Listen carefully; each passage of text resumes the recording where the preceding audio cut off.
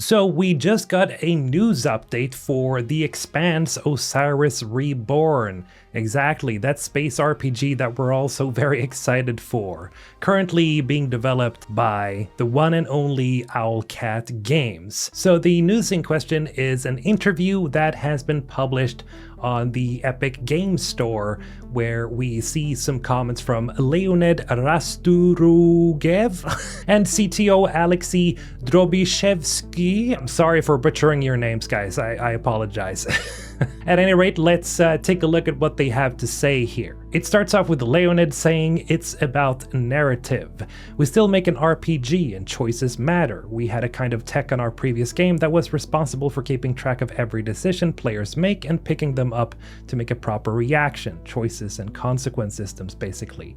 We're still primarily an RPG. We decided to carry the idea of the same tech into a new project. We, of course, had to adapt it to new tech. Now, of course, they're talking about how they are creating Osiris Reborn, how they're moving into this new technology compared to their previous games that, quite frankly, aren't really this, advanced as this game will be in terms of like fidelity and graphics. The interview goes on saying, at first glance, veteran RPG players or fans of the show who aren't familiar with the genre might assume the Expanse Osiris Reborn is more of a cinematic action game, but Owlcat isn't suddenly leaving its roots behind.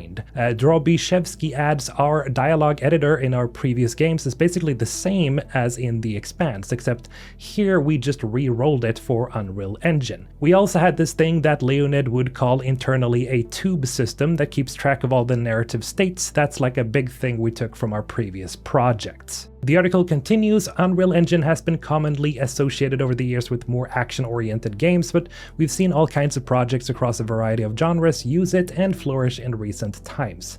Going into the Expanse Osiris Reborn, did this engine offer a number of advantages from the get-go for the type of the RPG that they wanted to make. And they continue, the sequencer in Unreal Engine is a really advanced system for cutscenes, and we use it a lot. The whole metahuman system is not just the engine, it's the whole setup with art creation tools and importers and all that. A funny thing when we chose the engine was that it's also very good at networking, but then we decided our game isn't really working that well as multiplayer, so we scrapped it. Rasturgev says that it's very well suited for third-person shooters, but also adds that a lot of solutions came from their own box when they approached many of the mechanics. That helped us greatly on the pre-production stage. We had to check the ideas behind the gameplay cycle, so later we kind of iterated on those and maybe substituted some of them with our own ideas. Now, to get into some more meaty stuff, because this interview goes over things like how they are actually working in system and stuff like that, but the devs actually get asked what they are most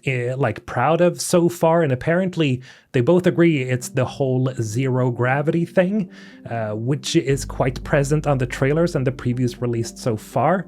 It was really hard for the game designers, and it was also really hard for the programmers. Unreal Engine and every single engine assumes that there's a plane that you work on, and when you have the zero gravity segments where everything then comes from any direction, where you can stand on different surfaces, it took a lot of work and rewriting major parts of the engine to make this work. It was a significant achievement for us. So essentially, they rewrote, a lot of the stuff they had already done in order to make it fit. Of course they did, but it's like, oh yeah, I can imagine that's a lot of work. They also add something interesting here in that the original plan was to make zero gravity sections a side feature and not a core part of the experience, but the team decided to spend more time with missions and environments that put all of that hard work to good use. Disorientation and motion sickness are two challenges we had to overcome. And I mean, yeah, obviously if you're in zero G, you might, experience that even when you're just playing a video game. So, I mean, but how will they solve it, of course? And that is the million-dollar question. And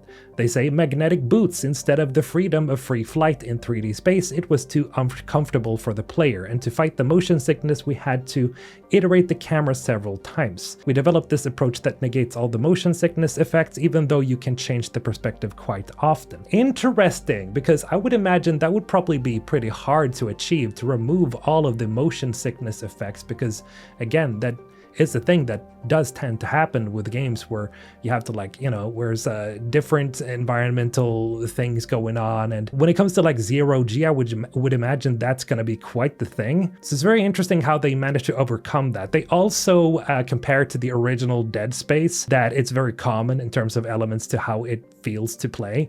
And I cannot wait to play this because I love those sections in Dead Space for sure. Now they also go over some of the RPG systems, which is pretty cool. The design director also highlights how the Expanse Osiris Reborn RPG system is built. Though we haven't learned about the specifics yet, he confirms they decided to turn from the class system to a more open approach where you can shape your build freely on the go. As for companions, it's less about taking control of them and more about their impact on the combat through orders. Think of Mass Effect. More of that will be revealed in the future. Okay, well, that kind of essentially, it doesn't really confirm it, but it gives you really that idea that it's essentially going to be very similar in terms of gameplay to how you do things, such as you do in Mass Effect, that you just, you tell Garrus or Liara to go stand over there and you stand over there. And hopefully it's a little bit more complex than that, because I felt like Mass Effect's squad system, it's good, but it's also one of those very simplistic systems where you just, you place your companions over here or over here. But hopefully there's more stuff like engage with that box, go to that radio tower, do this, do that. Expanding on the matter of the higher level of fidelity the team has been able to achieve with Unreal Engine, Drobyshevsky confirms a lot of it is going into cinematics, but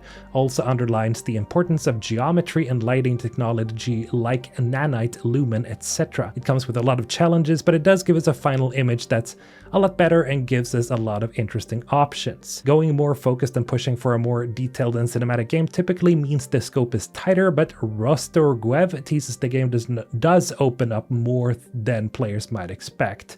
We've shown at Gamescom a mission on the Pinkwater Security Space Station, and that's part of the first couple of hours of the game, which are quite linear. Right after that, you get freedom of choice. You can actually explore the solar system and decide where to go next, visit various planets and missions.